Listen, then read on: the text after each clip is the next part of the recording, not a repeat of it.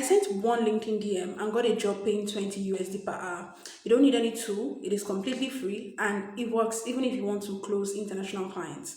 This is one video teaching you how to do cold outreaches on LinkedIn that you definitely want to watch till the end. So don't go anywhere.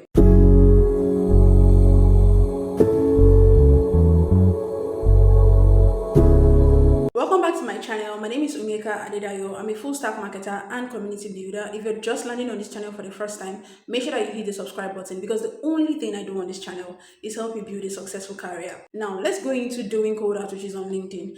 What are cold outreaches? Cold outreaches basically mean reaching out to potential clients or leads that have not interacted with your service or your product in any way to become your customers.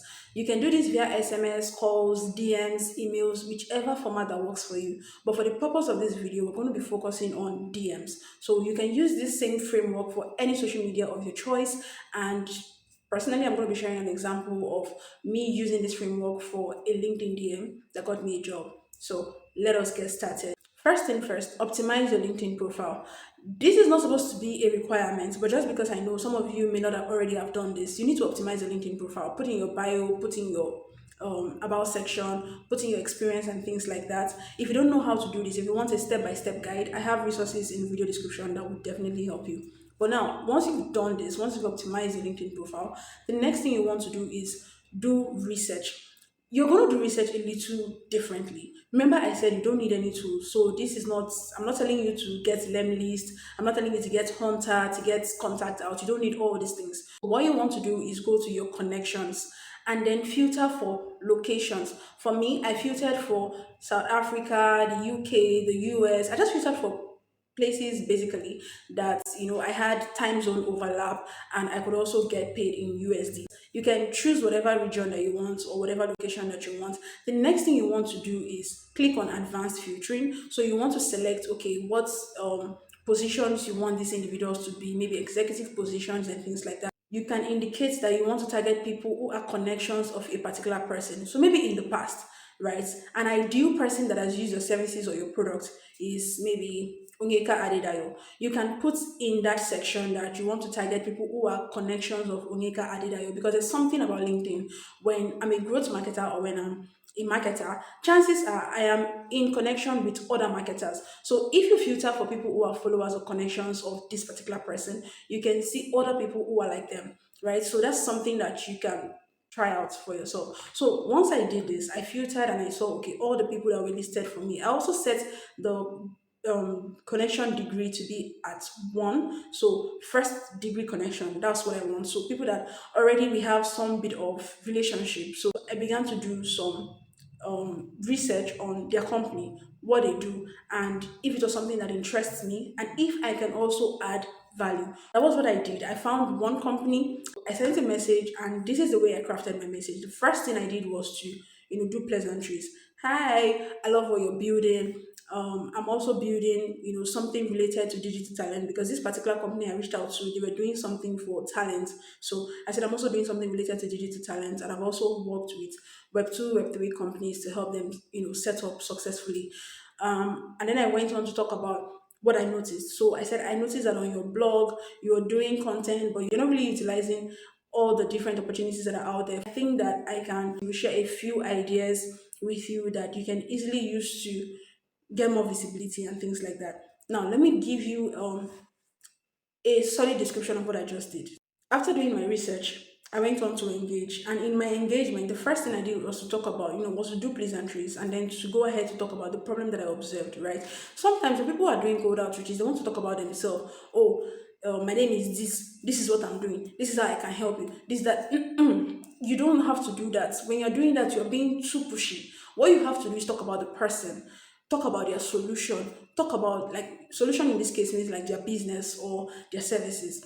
Talk about what you observed, right? Sound helpful because people will be more willing to respond to you if you're helping them than if you're just coming there to sell, sell, sell. So sound helpful. So you want to make it about them and less about you. The point for you to talk about you will come, but this is not that section. And I moved on to give something for free. I know that, I mean, as digital talent, you may probably have had some bad experiences where you give some people things for free and they don't pay you, they just ghost you and things like that. But in my own experience, giving something for free usually helps a lot because first people become curious. Okay, if you can do this without any incentivization, what will you even do when we pay you? Right? There's also the aspect of you proving that you can do what you say you can do. So when you're giving them something for free, just like, okay, if this person can do this, I mean, what can they do when we hire them? So I like to give something for free. And in this particular page, I gave something for free. I just wrote a little side note and I said, I noticed that you've written content around fractional talent, and I wrote a piece for a particular competitor on fractional talent. So maybe you can check it out and let me know what you think. So it's not that I had to create a resource from scratch. I already had it and then I just linked it in and shared. Okay. But in case you need to create like something from scratch, please, if you can afford to, go ahead to do it. But primarily this is what works for me. So I put that little value notes there and I got a response within 24 hours. I got a response. So the response was, oh, thank you so much for your thought through message. I'm very busy right now, but maybe we can come back to this maybe like 2 weeks down the line. And I put a mental note that I was going to do follow up. And that brings me to my next point, follow up. Your follow up does not have to be so pushy. It does not have to be spammy. The person now feels like, you are spamming them everywhere. Nope. What I did in the phases leading up to the follow up was I constantly kept it, like I constantly was engaging their post. Anytime they made a comment or they made a post, I would drop a comment, I would like, and things like that. And then once it was 2 weeks, I sent a message and I said, you requested that we should get back to this in 2 weeks. So I just thought to follow up and bump my message up. Guess what, guys?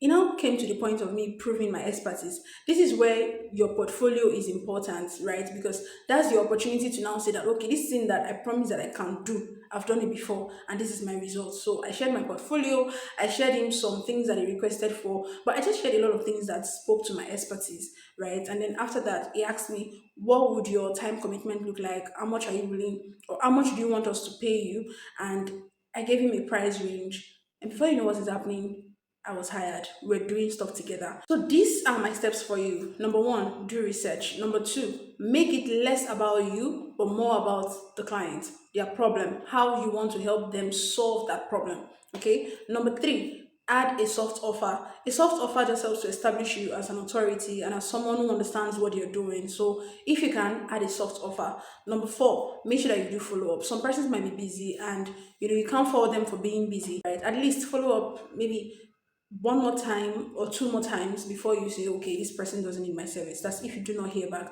These are my tips for you on how to do cold outreaches on LinkedIn. If you'd like to know like how to do cold emailing, I've done cold emailing in the past, engaging 300,000 cold leads, and I got an engaged list of 3,600 plus people. So if you want to learn how to do cold emailing, you can put a comment in the comment section below, and of course I'll definitely do a video sharing that. But if you have any other questions, also drop it. I look forward to seeing you in the next video. Bye.